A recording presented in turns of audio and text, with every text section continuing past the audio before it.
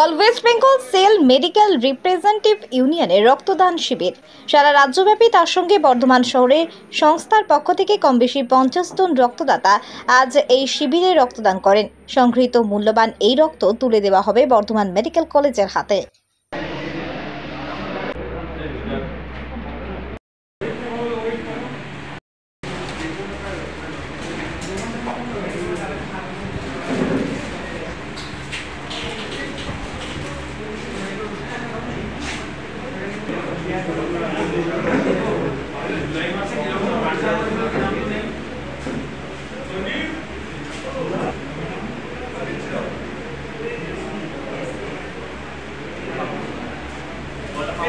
All West Bengal sales representative union সংগঠন থেকে আজকে আমাদের 15তম বার্ষিক ব্লাড ডোনেশন ক্যাম্প আমরা অনুষ্ঠিত করছি বর্ধমান আঞ্চলিক শাখায়।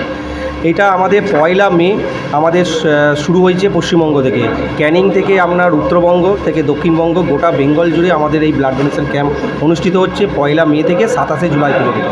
27 জুলাই আমাদের যে বর্ধমান আঞ্চলিক শাখা যে বেস কমিটি আছে কাটোয়ায়, সেখানে অনুষ্ঠিত হবে, শেষ হবে। এবং আমাদের 27 জুলাই আমাদের সংগঠনে 50তম বর্ষ অধিক্রান্ত হবে এবং আমাদের পশ্চিমবঙ্গে প্রায় 1200 জন রক্তজন দাতা আমাদের রক্ত ডোনেট করেন। আমরা আগের বছরও আমরা বর্ধমান আঞ্চলিক শাখা থেকে 32 জনের মতো রক্তদান অনুষ্ঠিত করেছি। এবছরও আমরা আশা করছি সেই সংখ্যাটা অধিক করার জন্য। এখনও পর্যন্ত আমরা 19 জন রক্তদান করেছে, এখনও আমাদের সদস্যরা আসছে, তারা অবশ্যই এই যে 32 জন যে দিয়েছে তার অধিক আমরা রক্তদান দিয়ে আমরা এই সরকারের হাতে আমরা এই ব্লাড ডোনেট করব। আমরা বর্ধমান মেডিকেল কলেজের যে ব্লাড ডোনার আছে তাদের হাতে আমরা তুলে দিচ্ছি।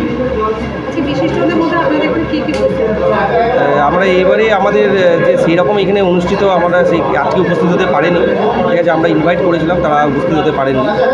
প্রতি বছর আমরা বিভিন্ন ধরনের যেসব আমাদের ফ্যাটার্নাল যারা থাকেন তাদেরকে ইনভাইট করা হয়। আমার নাম সোমনাথ বসু, আমি বর্ধমান আঞ্চলিক শাখার সম্পাদক। আমাদের রক্তদান শিবিরটা চলছে, 1 মে থেকে শুরু হয়েছে, 27 জুলাই এসে শেষ হবে। বর্ধমান আঞ্চলিক শাখায় প্রতি বছর রক্তদান শিবিরটা করে এবং এটা পুরোটাই আমাদের সদস্যরা দেয়। মেনলি মেডিকেল রিপ্রেজেন্টেটিভ এবং সেলস রিপ্রেজেন্টেটিভ যারা কর্মরত তারা এই প্রোগ্রামটা করে থাকে।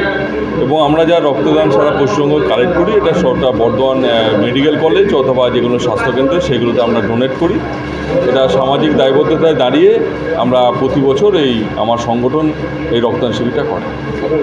আমার নাম রাফিউল ইসলাম, আমি অল ওয়েস্ট বেঙ্গল সেলস ইউনিয়নের এক্সিকিউটিভ কমিটি মেম্বার।